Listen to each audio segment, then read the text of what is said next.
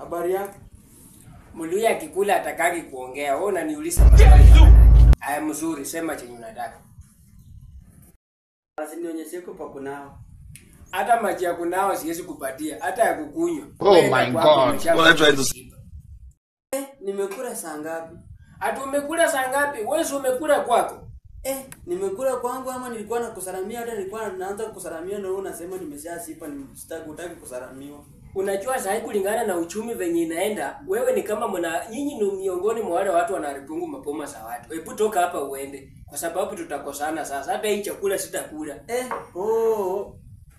Hiyo ni kama kuwa mtu wa kumwache unaona hata ukali ni kitoko, unaona ukali ni kitoko na unasema. Vile mimi acha Mungu ni wacha mimi nikuleko tu kitoko.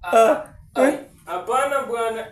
Sasa wewe kama unaona unataka kukula na mimi nakukataza na usikii. Haya, tutaona kama utakula sasa. Kwani Jofri mimi sikuli?